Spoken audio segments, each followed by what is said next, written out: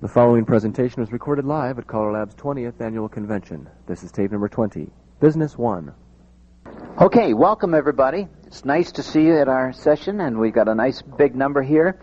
And as you know, this is under the general category of business.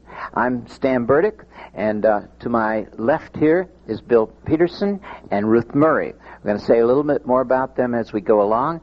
And of course, under Business 1, this subject will deal with tours and weekends, special events like that, to help you do a better job as you get to planning these kinds of things.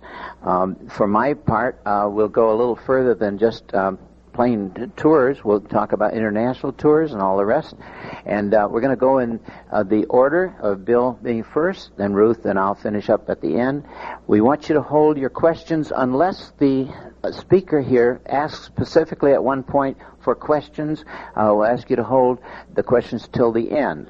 Okay? If you're just dying to ask a question, put your hand up, and that'll determine whether we have the chance to answer it right then or later. First of all, now, to my left is Bill Peterson, and he told me 108, is that right? 108 weekends at Potawatomi. Am I saying that right? It's kind of an Indian name, isn't it? He does lots of weekends, not only that, but many others. So he's going to talk particularly about how you handle all the aspects of running these special square dance weekends. Okay, so let's have a nice hand first for Bill Peterson. Good morning. I don't mind you interrupting me, by the way. I was a school teacher for 30 years, and I was interrupted a great many times. So it doesn't bother me. I've given you an outline here, so you can take some notes if you want, or if there's anything particular that you want to question me on, I'd be happy to do it.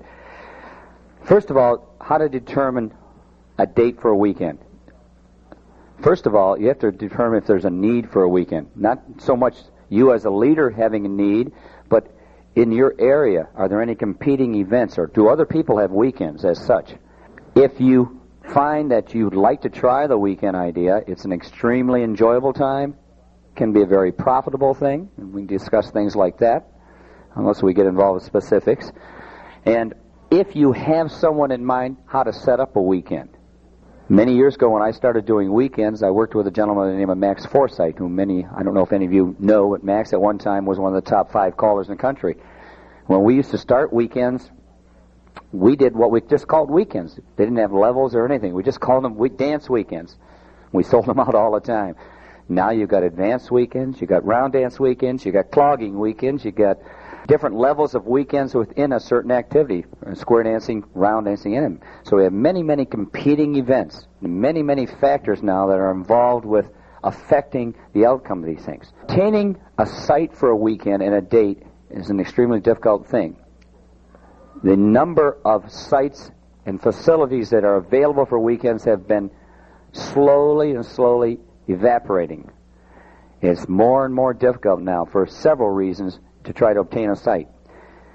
There are sites that are definitely seasonal. The resort we use, which is a lodge in a state park in the state of Indiana, that is not available in the summertime because they sell it out in the summertime to regular, what we call civilians, non-square dancing, non-groups. We use that term all the time when we talk about it. So you might have other areas that are, as an example, just the reverse. We have ski resorts, which are not available in the wintertime, because obviously that's the ski season. But in the summertime, they lay dormant. You might look at this type of situation, and they're trying to find ways of doing it. Secondly, try to determine a location for a weekend. We have found through experience that not more than a 200-mile drive is preferable. Actually, you try to eliminate down to a 2-hour drive. This gives a person that works on a Friday night a chance to, if they cannot get off work, leave work, and in 2 hours be at the location of the dance weekend. More and more we're dealing with, in square dancing, retired people. So you've got to look into the factor of what we call snowbirds. I'm sure you're all familiar with that term. If you're in any place in the northern end of the United States, during the months of November, December, but especially January, February, March, All these people are down in the warm climates. If you're going to run a weekend at that time, you're going to take a chance on losing those people. Having been a former teacher, I know that the educational employees who are off in July and August, part of June and part of September, they're a tremendous market for weekends.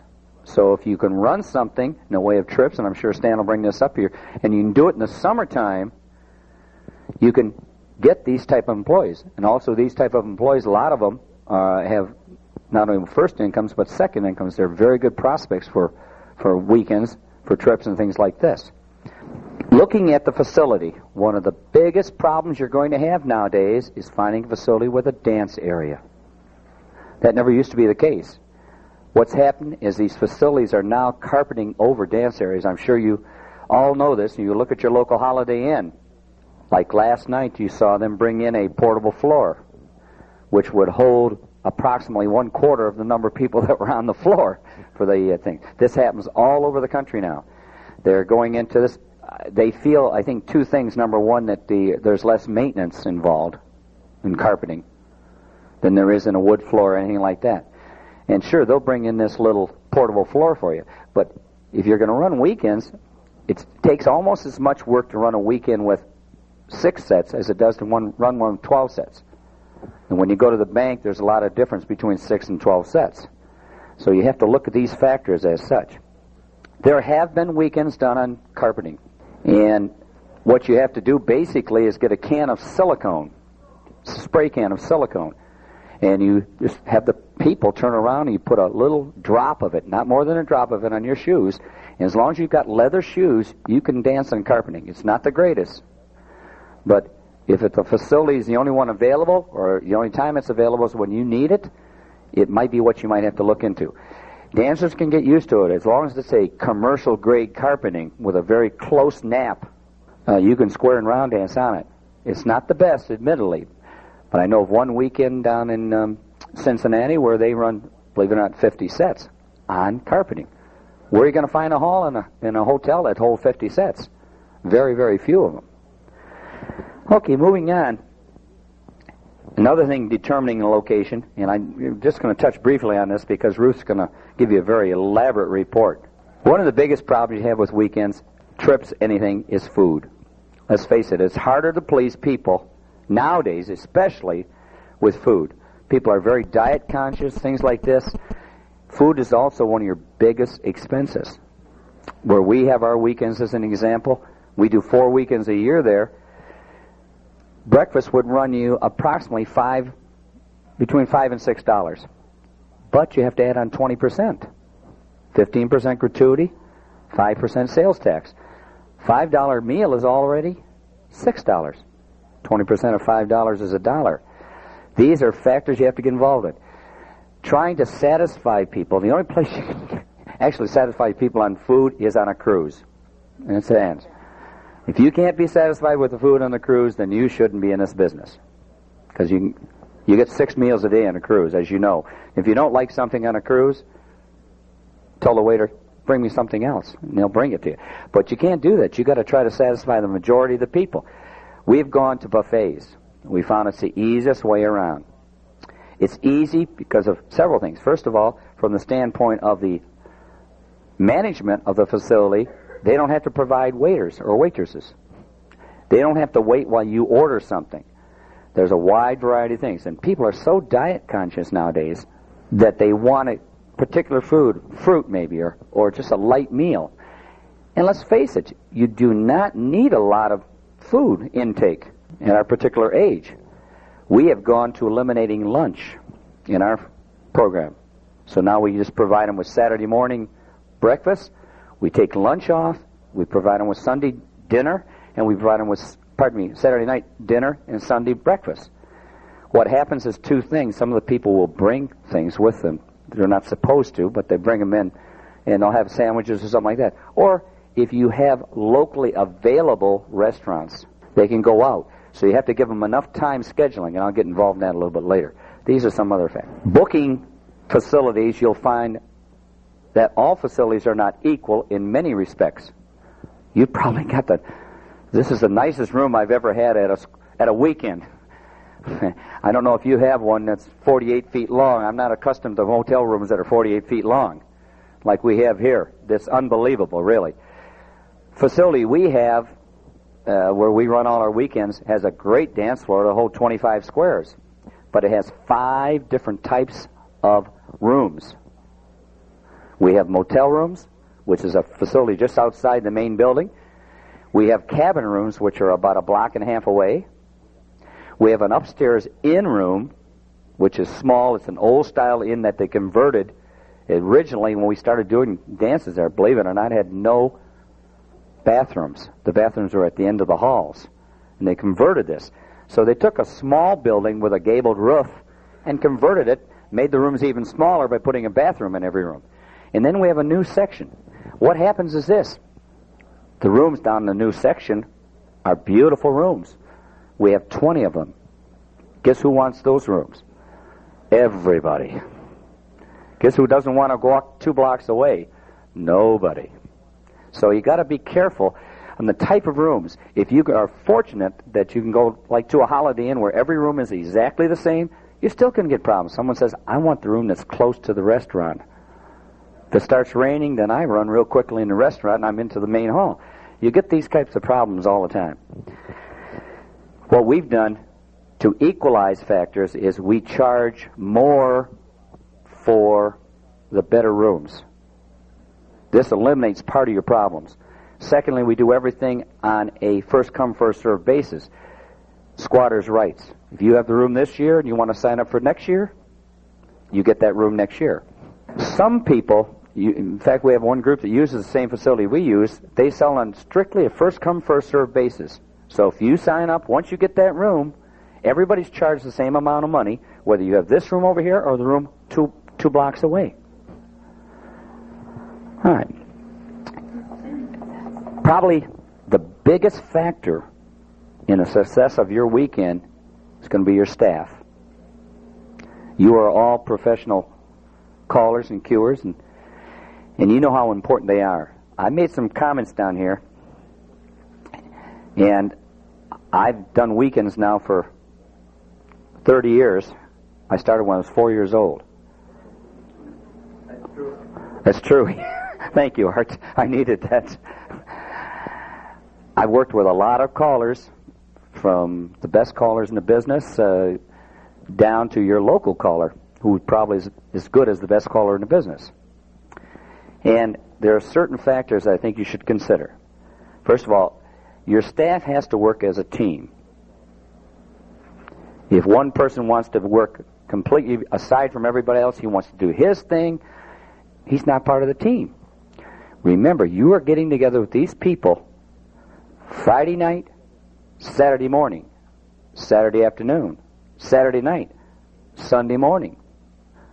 You're going to get very little sleep. In fact, my favorite comment is, we guarantee 8 hours of sleep. 4 on Friday, 4 on Saturday. And you're lucky sometimes you get that. It's a true test of a staff member. It's great for you to go in, walk in and do a one-night stand, and you're great. You do your program, everything like that. But when you got to do Friday night, Saturday morning, Saturday afternoon, these dancers are no dummies. They pretty soon know what you're going to call, and they'll tell you what you're going to call, the better dancers. So you've got, your staff is extremely important. I like working weekends with at least 2 callers. Sometimes you'll get a caller that can handle a weekend all by himself. The best example I know is Burl Maine, who has left us now, of course. But Burl was a super caller. Burl could do a weekend all by himself. But there are very, very few that can do that. It's nice because the callers work together. They have 2 personalities. They work, and the dancers love this.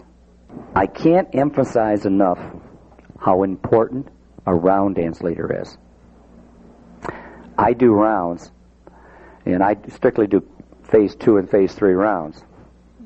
But a round dance leader is so important because the round dance program is an important part of your program.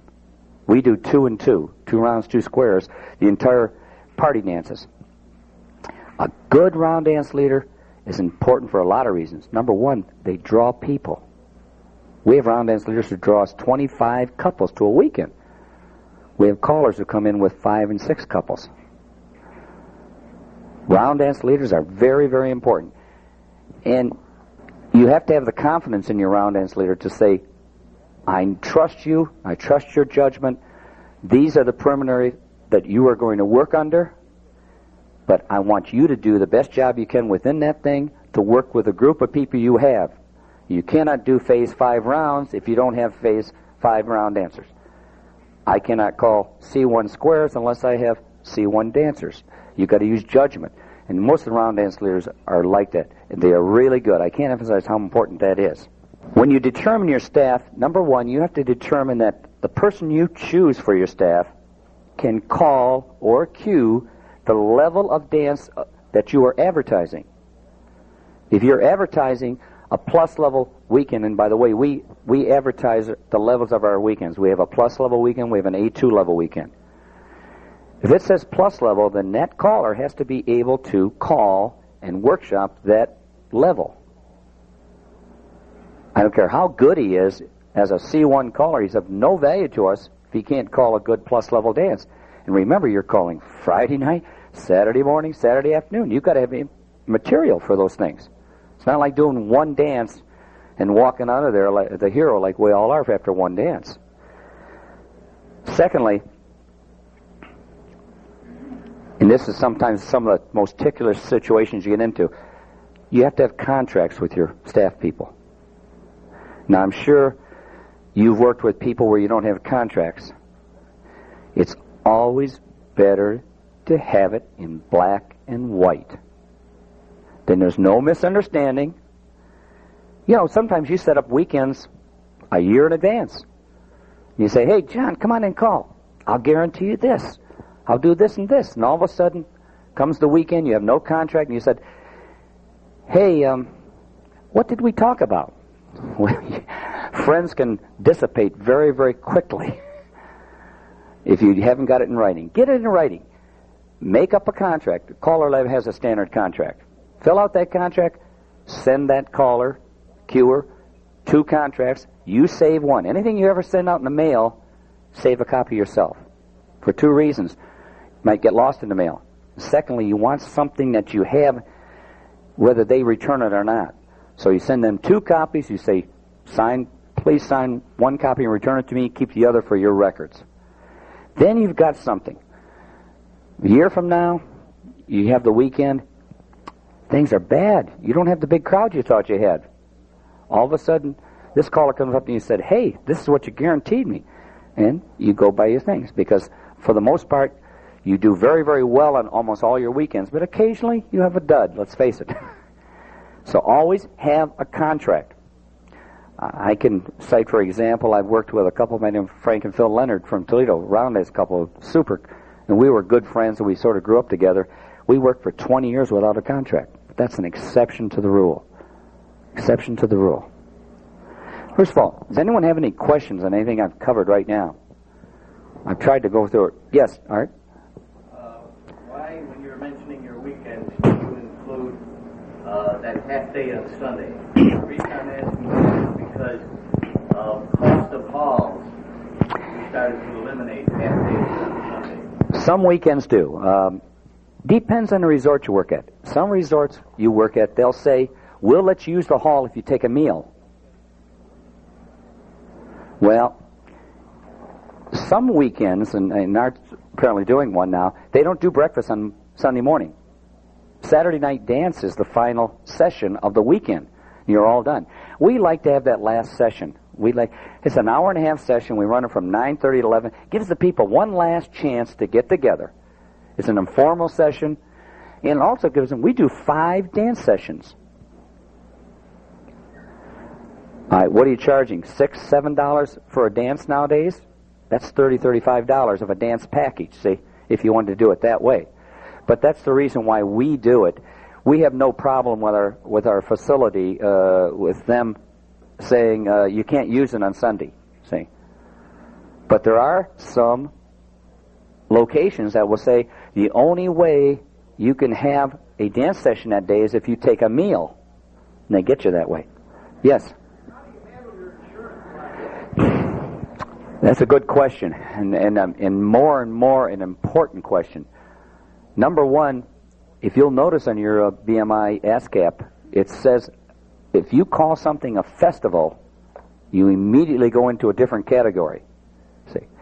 Secondly, in your contract, you must state, are you an ASCAP BMI member? And what is your number? Because you don't want to take the responsibility, the entire responsibility for another person. Now, you're talking about basically injury, that type of thing. We have been fortunate in the past not to get involved with. I have two sets of insurance. First of all, I have CALLERLAB insurance, but I also have separate insurance because I run some pretty big events, and you have to go to them and negotiate a rate for an event, as an example. Many resorts now require you to have liability insurance. Because if anything happens, people are going to sue anyone who's faintly connected with that incident. You know that. So they'll require you, just like your regular dances, I'm assuming back home now, your schools require you, or your cities require you, if you're using their facilities, to have their name listed on your insurance contract. I assume most of you are involved with that now. Maybe you're not. I don't know. Yes? In keeping with what you just answering there, what is an approximate dollar value the coverage for, and what does it cost? Approximately, give me a ballpark. Do you have an umbrella policy? Yeah. Ruth, why don't you? I just asked him if he had an umbrella policy, which is usually kind of an all-risk policy, and that you have to negotiate where you usually have your homeowner's insurance, or where you'd have a business. Go through your homeowners? You would go to usually I would go, whoever carries my homeowner's insurance, I would go and contact that agent to write up an umbrella policy, which is a separate policy if I was worried about getting sued. It's an all-risk policy, basically. That's a good place to start. What the rates are, it's going to depend on what state you're in, what city you're in, and things like that. So that's kind of a hard...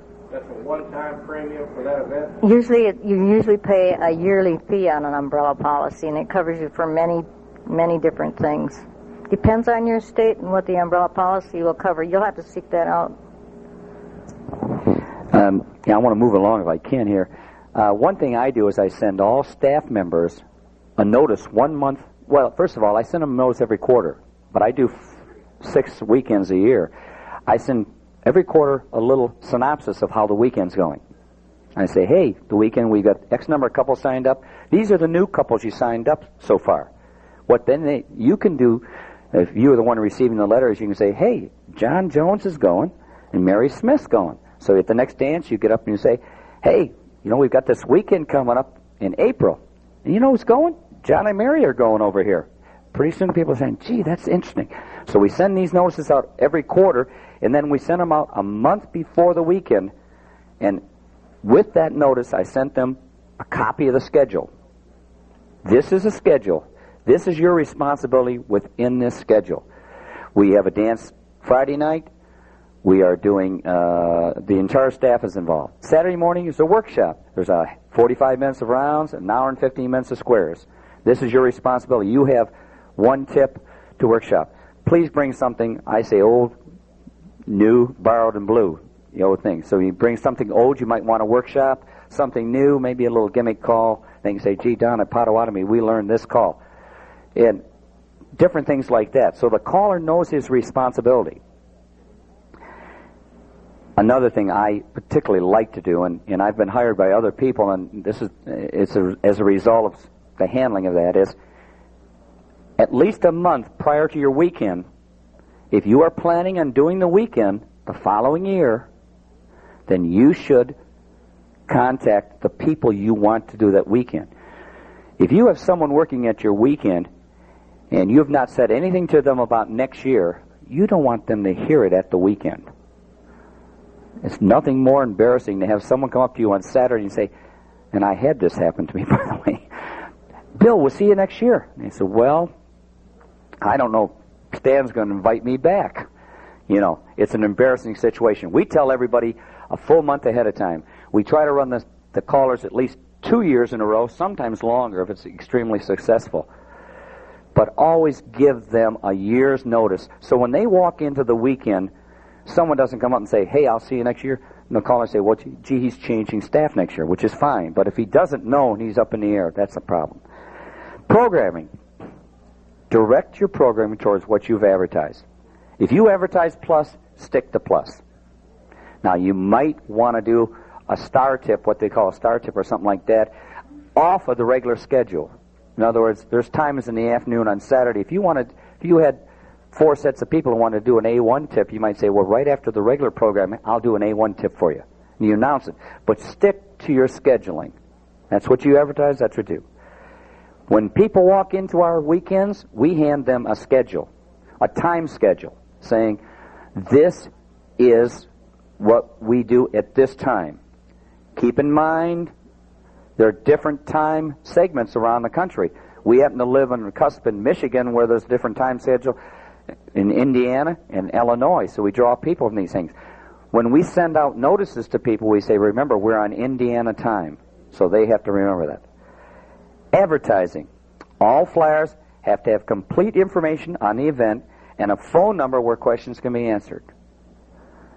People will ask you questions, especially if you're starting a weekend new. They will ask you questions. Can I bring this? Do we dress all the time? Square dance dress. John wanted to sign up right away when I said, do we dress all the time? Our rule is we dress up square dance wise for the 2 evening dances, and square dance dress is optional for the other sessions. There are certain people who don't like to wear slacks. There are certain people who don't like to bring 7 outfits. You gals especially. Say, okay, who sells weekends? Staff members.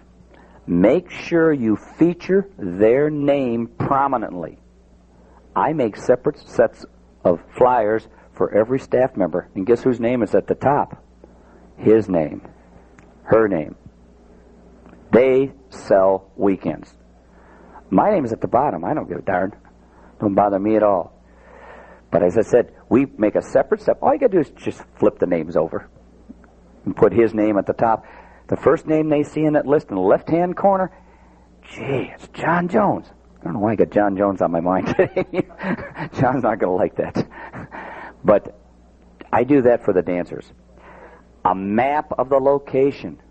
Nothing more embarrassing than have someone go to the weekend and make a wrong turn because they said, well, Sam said it was 3 miles down and 2 miles over. Or was it 2 miles down and 3 miles over?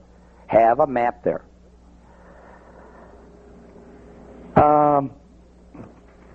All dates, programs, and types of dances and detail rates should be clearly stated, especially the financial aspect of it. You say it's X number of dollars per person, which includes 3 meals, 2 nights lodging, all taxes and tips, badges, and dance fees. You specify exactly what it is, because people will come up to you and say, gee, I don't know. Now, if you're advertising a year in advance, you also have to include a disclaimer. All rates are subject to change. You have to use that because you sometimes have no control over them establishing rates on you. Let's see. How to advertise. Go into your local magazine. We announce next year's date and staff at our meeting. And we have them sign up. And it's normal for us to sign up 40 to 50% of people for next year. They make a deposit of $30. They are guaranteed that room. Their deposit is refunded up to 30 days prior to the next date. Okay, at the end, evaluation. If at all possible, before the weekend's over, get your staff members aside, even one at a time. Try to talk to them about how we can improve the weekend. What is their reaction to it? Because they won't come up and tell you if you're running the weekend, I think it stinks. What they'll do is they'll say to Stan, who brought his 3 couples, they'll say, Stan, it was okay, but, they could have done this and this. Then Stan comes over and tells me, Just like guys, you know how it is? The people will come up and talk to your wife, but they won't come up and talk to you about criticisms concerning your program. You know this. If you're smart, you'll have your wife come up and tell you everything.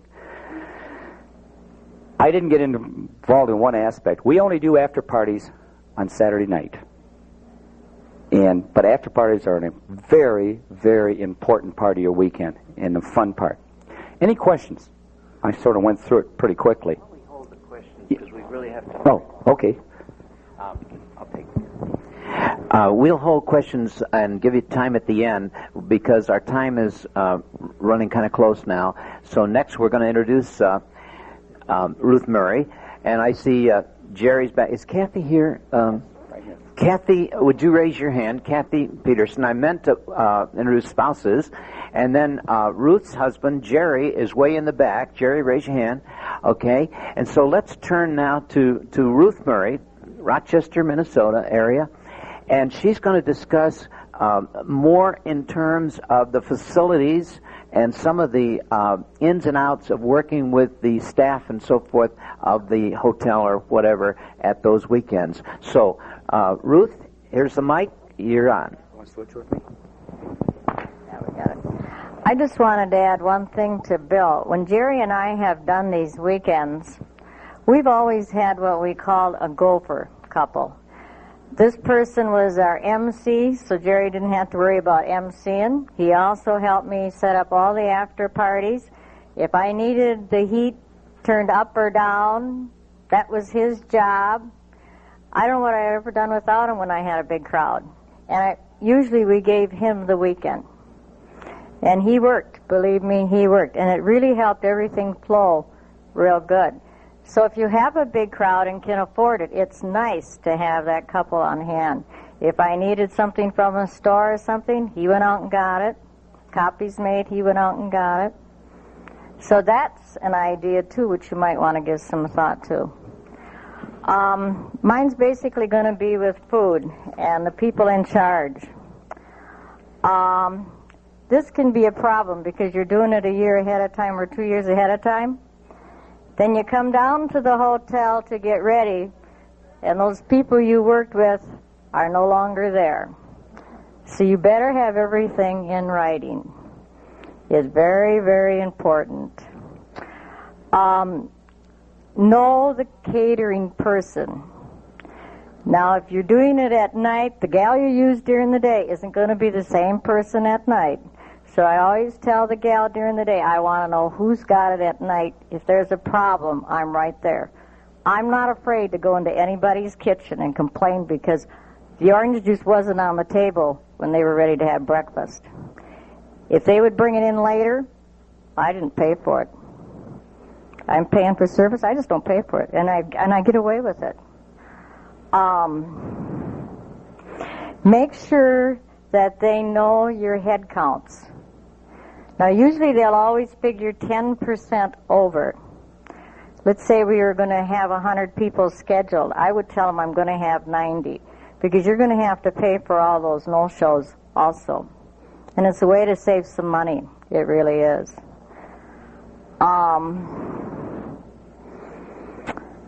Insist on quality for food. I let them know if the food isn't good, the people won't come back next year. People will complain about food if it's cold, if they don't get their coffee. They will complain, believe me. And you're the one that's going to hear about it, and you're the one that won't get them the next year. We also try and always meet with the facilities people, so that if we need tables or chairs or a piano, I usually try and give them a list of what I'm going to use, because we use a piano sometimes for after parties. Hotels have them. All you have to do is ask for it. I also try and get, if they have a swimming pool, I also try to get the swimming pool after the dances that night. You'd be surprised how many people like to go swimming after a dance. But if you don't set this up prior, most pools will close at 10:30. Okay. I also try and pick out my own menu.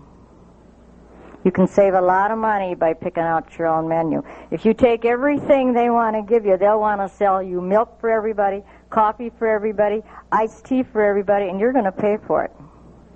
What I do is I order coffee always for everybody, and then I'll say, give me 25 or 30 milk, 25 or 30 iced tea, and that's what I pay for. Because not everybody has iced tea. Not everybody has milk. But if you order all that milk, you're going to pay for it. Whether you use it or not, you're going to pay for it.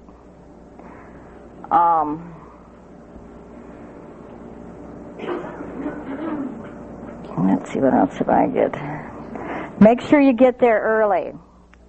One morning I wasn't there for breakfast before everybody else got fed. I paid the price for it because not all the food got there that I had paid for.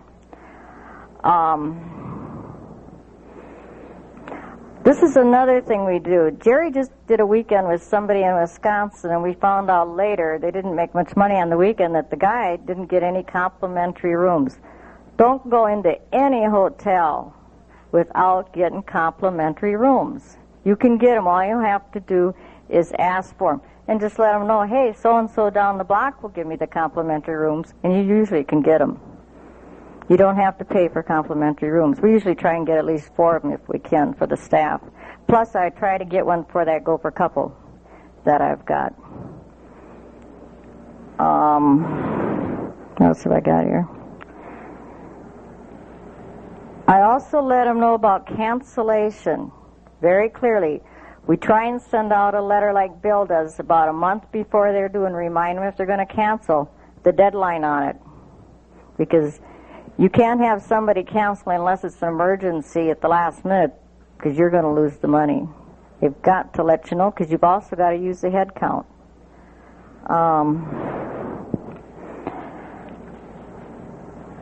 I also try and negotiate with some hotels, and I know you can't do it with everybody, not to give them the head counts for the Saturday morning breakfast until Friday night. The same with the lunch on Saturday morning. I try not to give them those counts until the last minute if I can, because it'll save you some money. I give all the key people at the hotel copies of our schedule. I send the schedule out to everybody, and I also post it in the hall. Have a large table for flyers. People coming, especially if you have callers, want to put out all their literature so everybody sees it. It's also a nice thing to do there. Make sure everybody understands about the parking, because you'll have a lot of questions there. Now, we've always had all of our meals supplied when we've done our weekends, but Friday night's meal isn't included. I think it would be a good idea now if I did another one, if I handled it all on my own. I'd also list a lot of the restaurants that are close by, and the addresses, and the telephone numbers, because you get asked continually about them. When we do our weekends, I and the caller's wife in charge, and I also when Jerry hires the caller, he also lets them know if the wife is coming, he expects her to work. We always registered all the people ourselves. We a lot of times sat there on Friday night until everybody was registered in.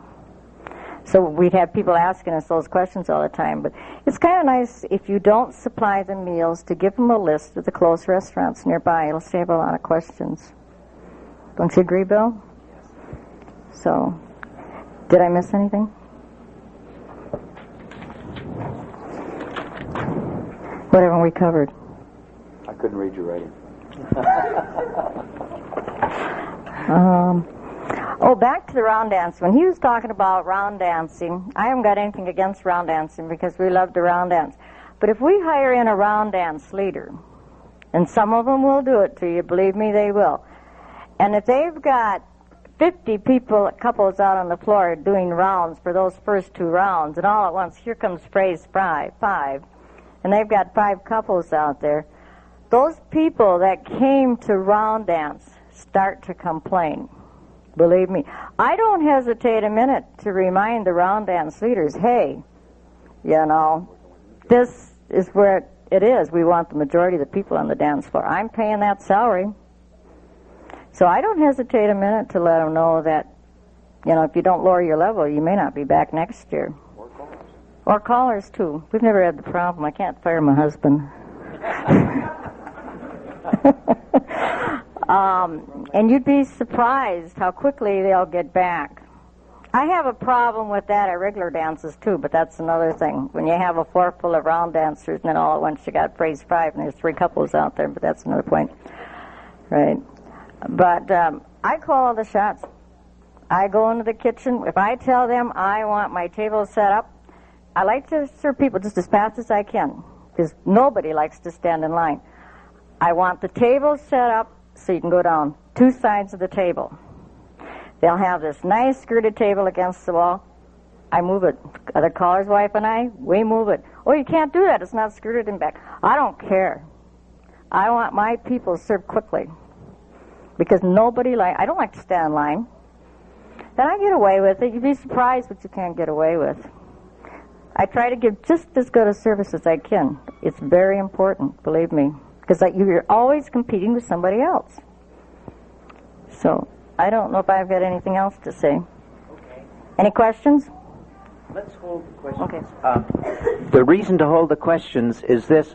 I only have about 15 or 20 minutes at the most for my part of it, and then we'll give you a chance before we wind up close to the noon hour to have you ask questions of either of the 3 of us, any one of us, okay? So if you don't mind, just hold the question, keep in mind so you can come back to it. My part of the program, and I'm going to talk kind of fast because I want to get a lot in here, my part of the program is tours, and that's tours abroad and tours in our own country and so forth, in Canada. Now, one of the first things you do as far as tours is talk to a good travel agent. Now, I've given out a handout there with dozens and dozens of agencies that deal with square dancers with tours. The way I got these is from various brochures that we've collected for a period of time. Now, some of them may not be current. So you might be calling one of these outfits and find that they're no longer handling square dance tours. Keep that in mind. Bill reminded me that at the end of that list, it's very important, we've got 2 insurance companies there for you to contact. And what I am concerned with is not necessarily, and we're not talking liability here, we're talking cancellation insurance, which is very important. Here's why. On one of our tours going to Switzerland a while back, a guy broke his leg the day before we were to leave. Now, if you know how the agencies ask for portions of your money, well, naturally it was way up to over $2,000 that they had paid in. Fortunately, they had taken that insurance, might have run them about $60, $80, $100 at the most, to cover themselves for any emergency like that. Fortunately, they got all their money back. Now, if your people don't take that insurance, there's a possibility that what they've paid into the agency over that certain scheduled deadlines is going to be lost to them if they have a major thing, somebody dies or whatever. So encourage them to take that and get the brochures that those insurance companies will give you. Okay, now I'm going to go back and talk more about agencies. Choosing an agency, very, very important that you know some things about that agency. First of all, have they personally visited the area, particularly the areas abroad that you're going to go to? Have they personally done that kind of trip? I've run into some sad experiences where they've done this all by phone, and we get into the hotels, and we're very disappointed because they weren't what we expected. Okay, you try to get first-class hotels wherever you can on these tours, and then you got to be careful about something else. Sometimes even first-class hotels, folks, include the very old, almost castle-type hotels in Germany, England, and so forth. And by golly, we had a woman that could not climb stairs, and we got into a first-class hotel that no elevator, and the rooms were up on 2nd or 3rd floor. Having going around and back, and we found a freight elevator, and we took her up in a freight elevator, and she could handle it that way. But you got to be very careful. This is why the tour agent that handles that particular area, and make sure that you get a tour agent that specializes in that. For instance, Tortuga, let's say. You're calling Tortuga. Well, you know from some of their brochures, you should know, or you can find out, they handle a lot of Hawaii, they handle Caribbean, they handle cruises and so forth, but they don't handle Europe, you see. So you get another agency and they handle other areas. You got to choose your tour agent carefully. Just a little side story here. I asked my tour agent, on the trip to Hawaii, I said, now, where does the plane, I was thinking, leaving Cleveland and going down somewhere, like, for instance, Chicago or San Francisco. And I said, where does the plane go down? And the tour agent said to me, don't talk to a tour agent about a plane going down. And I learned something right then. It's just a humorous little story, but you do have to deal with the tour agent that handles that area, and then the next thing you talk about is the perks. What do you get? You as a caller, rule of thumb, you as a caller, folks, you're going to lose some of those calling days for that week or the 10 days or 2 weeks that you're going to go. Okay, so the rule is that you've got to get either $50 for every person, that's cash money or credit, we say, credit in your pocket. That's 50, that's one level. $100 might not be unusual. In some tours, particularly the ones where you're going to the Far East, you're going to a longer trip, then you want to talk about $100 minimum per person that you're going to get on top of the ratio of freebies, free travel. All right, now what is this ratio of free travel?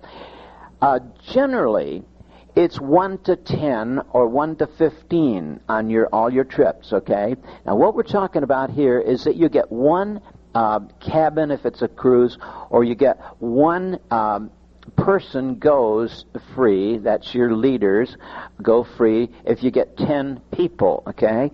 Sometimes it's 1 to 15, but you have to know this ahead of time and work it all out and sign the contract and so forth. Lately, I've been lucky. I think tour agents are getting hungry, folks. And sometimes, listen to this, sometimes the formula has become 1 in 8. Every 8 people that you get one freebie. Now, if there's only 2 of you, you and your wife, you and your husband, going on this tour, and if you want to, and you get enough people, let's say you get 16 people, that covers you and she, or she and you, all right? Now, you can take that other room that you learned and give it to a gopher, some special couple that's going to help you out, another caller, whatever, and so you can use that formula. And another thing I've just found out is in one company that does tours, cruises, I found they'd give a 1 in 6, okay? I've never heard of anything more helpful than that. But that's a pretty good deal. You get 6 people, you go free. Besides that, you get the $50 per person or the $100 per person that you've worked out. One thing to be careful about is this. In dealing with your tour agent, be sure that since they're going to boost that price a little bit to help to cover that expense of you going and you getting your little reimbursement, you might overprice that more than the average price that somebody else can get for that same tour to be competitive. So you have to be very careful and check that out. Now, one thing that's going to be a problem sometimes is this. Cruise people sometimes sell last-minute sign-ups for a lot less. Now, here's what happens. You've paid to go to the Caribbean, you and your people, maybe $1,500, okay, total, and free airfare and whatever, okay? And somebody goes and appears on that, or they were going to go with you, but they find out a better deal, and they go with pay an agency half of that, and they do the same trip that you've got. Now, that's a little disconcerting, and especially, this really hurts, especially if they've said, no, I won't go with you, I found a better deal. And then they come in their square dance clothes, and they want to dance with you. Okay, what do? I say no, or I say, that'll be, folks, I'm sorry, that'll be $100. And in one case, they paid it just to dance with us the few times we were on that ship and had our dancing. Talking about number of times that you dance. Folks, don't dance every day, whether it's a tour abroad or a cruise ship or whatever. Now, I know the people are going to ask for it. They're going to say, well, you're going to dance every day, aren't you? A 2-hour segment every day. Don't do it. There's so many things, particularly on your tours abroad, that they can do, these optionals, these trips that are built in or whatever, that they're going to get physically tired, and you'll find that towards the end of the tour, they won't show up at your dance. So why even schedule them? I schedule no less than every other day for just a 2-hour segment of dancing, okay? And so keep that in mind, just from my experience, and I've gone on dozens and dozens of these things, and I've found out certain things that work and certain things that don't. Promotion.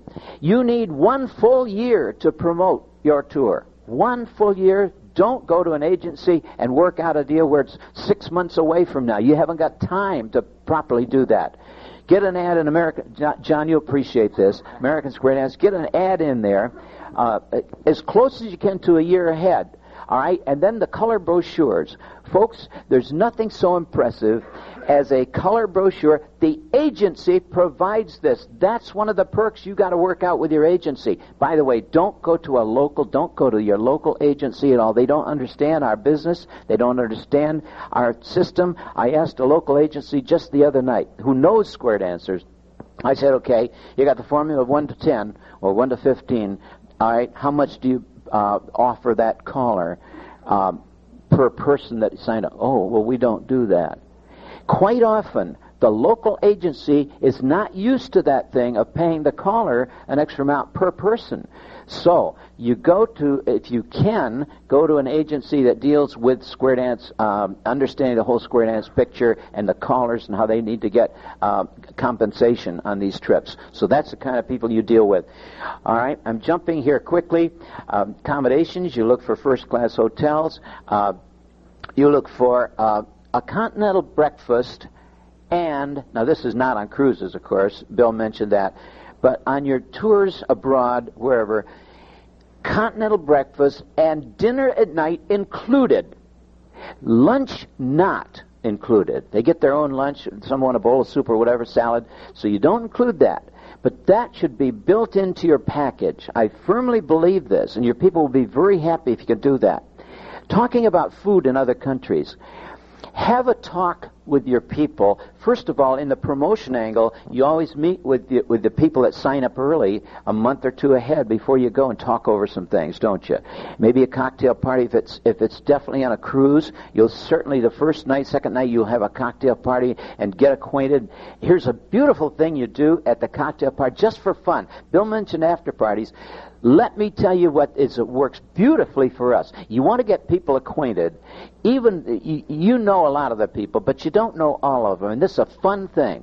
You take a roll of toilet paper, all right, and this is at your opening party, your reception, whatever. When you got the people there, and this is on board, or it's at your a convenient place when you hit the first place that you're going to stop when you fly abroad.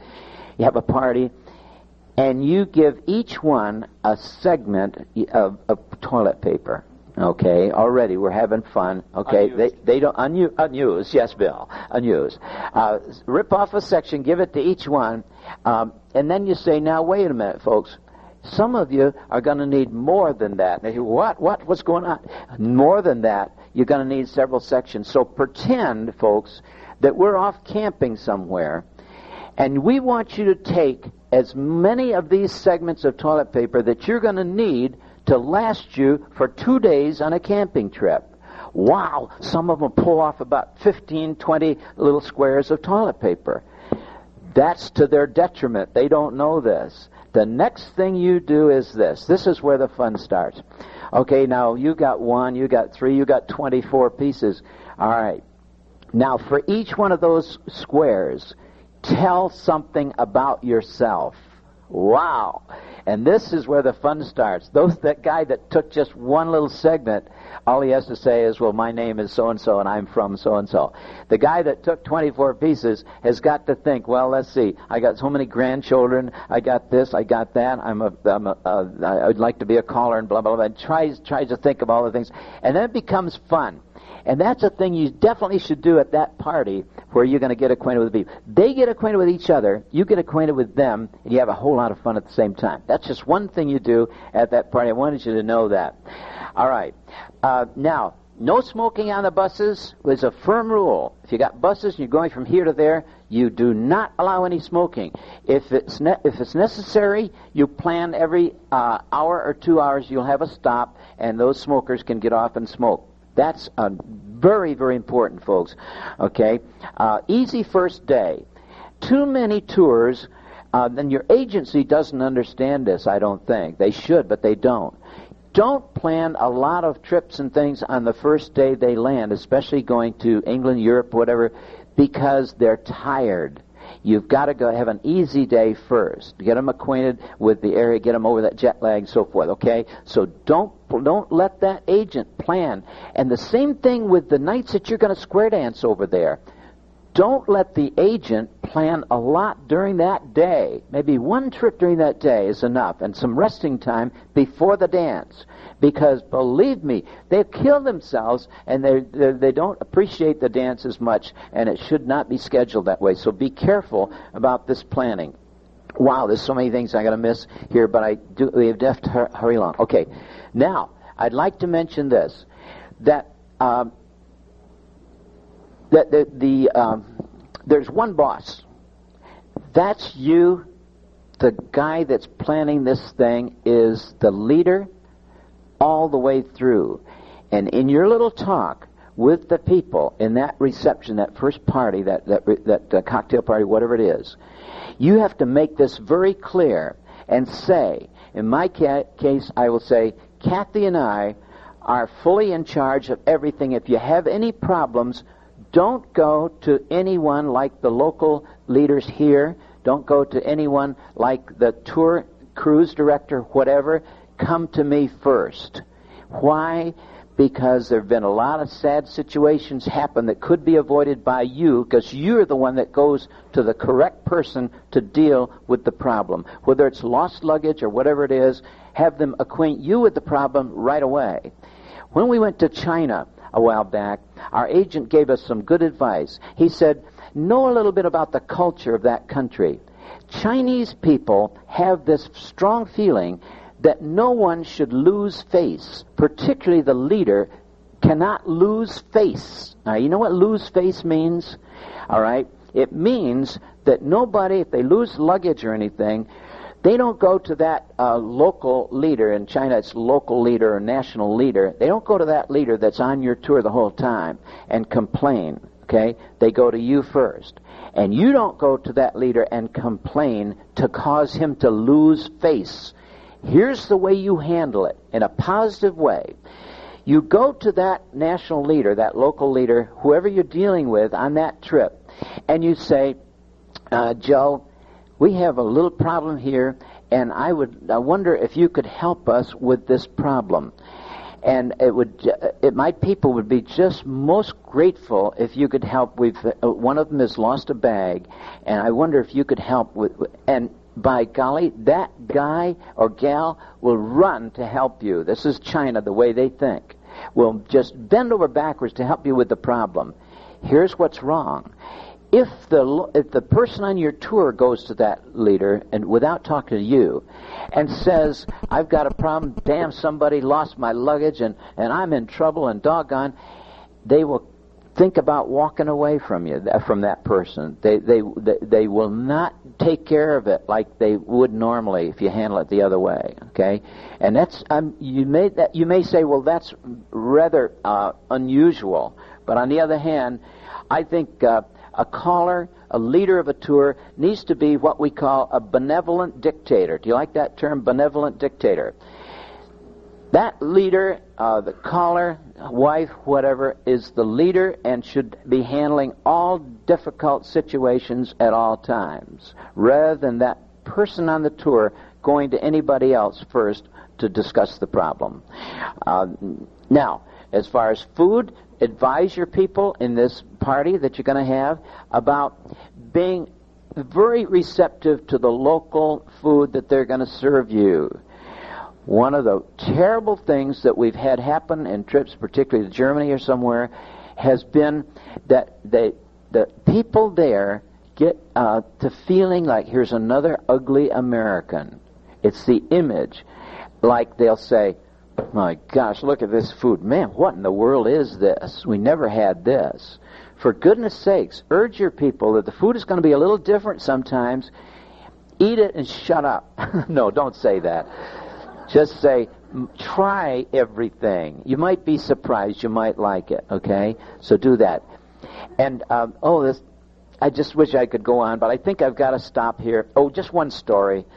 In Germany, Munich, Germany, calling the dances, I called, I like to do a lot of little extra quips worked right into the hash and so forth, talking to the people out there, and a lot of callers do this, just those little extra things. So I would throw those in between the hash and everything, and little jokes and so forth, and by golly, at the end of that dance, and even during the dance, none of the German people really smiled and liked my little quips and so forth. And I said, oh my gosh, this is a bad dance. Man, I'm really not doing anything the way I should. And so I asked the caller that was there that speaks German and English and so forth, and I said, well, I guess they didn't like my presentation very much. They didn't smile or anything. And he said, Stan, I mean, I've told you this, but only about 10% of these people speak English. And I had my eyes open at that point. Naturally, they didn't even understand those little things that I was talking about in between, you see. But they learned the phonetics. They learned Allemande left, and they knew exactly what to do, and they danced precisely. And you'll find this in Europe, all through Sweden, England, wherever you go. You'll find they dance very, very well, precisely. And whether or not they speak English is not as important as the way they dance. I'm going to stop here. I'm going to ask you now to ask questions of any one of us. Please direct your question. We have just a few more minutes before the hour. Let's see the hands. Yes.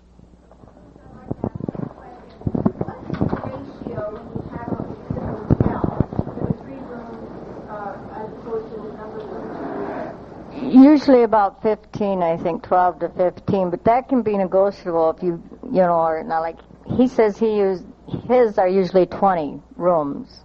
He'll get a free room. Depends on where you're doing it at and the situation. If you don't have any competition, you're at there, you're not going to do very well. If you've got other hotels that want your business, you can do a little bit better job of getting. Now in Rochester one year, we couldn't get the Caller to go along with what we wanted. We went over to Eau Claire, Wisconsin. The next year we were back in Rochester. And if you do that, let your Chamber of Commerce know that. They don't want the business to go out of town. It works. Be surprised. Gentleman in the back. To Mr. Peterson, how do you handle the badge situation on a weekend? Do you issue new badges? What we do, basically, the question was, how do you handle the badge situation? We have badges made up for first-timers. Then what we do is we put, the second time they come, they get an X rating. 2X. We do it with a Dymo gun. And then we add them every time. They keep their badges, they bring their badges. Because badges become expensive. There's no doubt about it. So they get what we call an X rating. They've been here 2X, 3X. I've had people come 30 times to a weekend. If they forget their badge, I have badges that have been mistakenly made out and everything like that, and I take the Dymo gun while I'm there and make them a temporary badge. But badges are very important, and we put the city and state from which they come, because we draw over a 6-state area.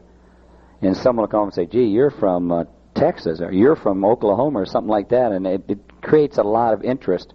And names, a lot of people are not able to remember names.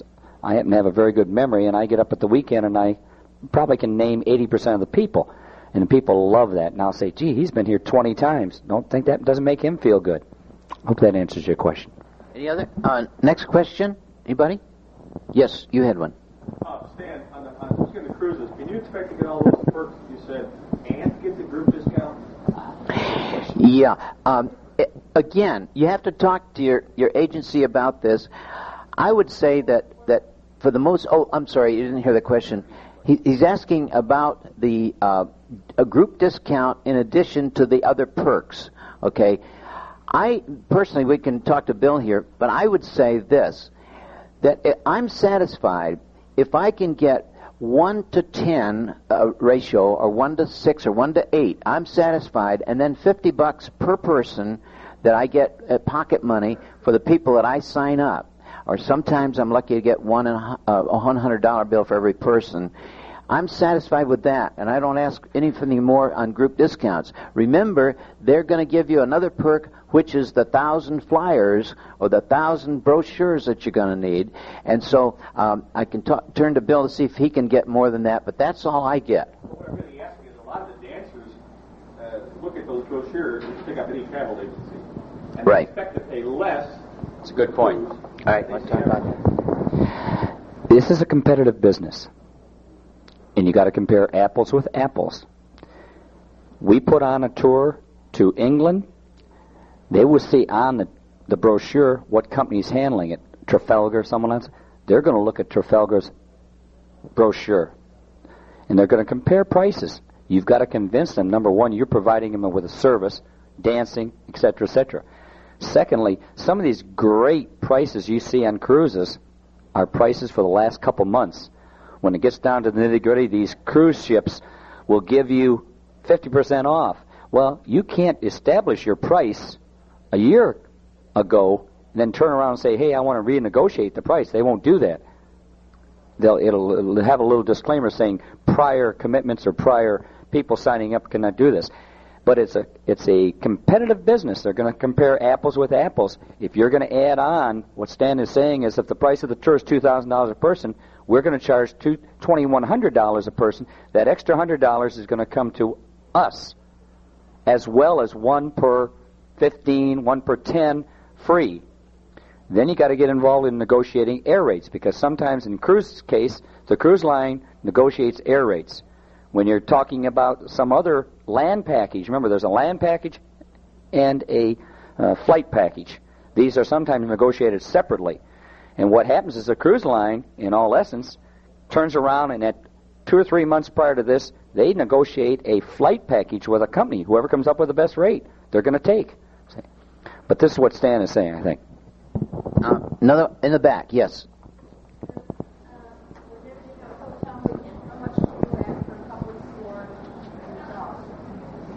Usually 25 or...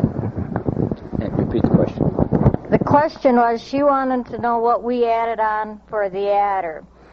Usually $25, $30. At least a couple. At least. Question? Yeah. Mary? I've got a couple of comments as to the group using facilities and hotels. Really, you shouldn't be afraid to ask for those comps because of the fact that one of the hotels in Chicago that we deal with, if you have so many couples, in other words, if you have a club that wants to come, they have mini suites. And I negotiated 4 of those mini suites and gave those away to people as a come on. So if you have a group of 8 couples, 12 couples, they will give that to you at no charge for that particular group, which is encourage groups to come to your weekend. And as you well know, if you get a nucleus of people, then you grow really. Right. The other thing is that... Okay. Okay, I want any of you to come up, talk to us. We'll stay here a couple of more minutes. We're going to wind it up. Let's thank Bill and Ruth right now. Thank you. Good to have you here. See you around the area. Hey, that was good.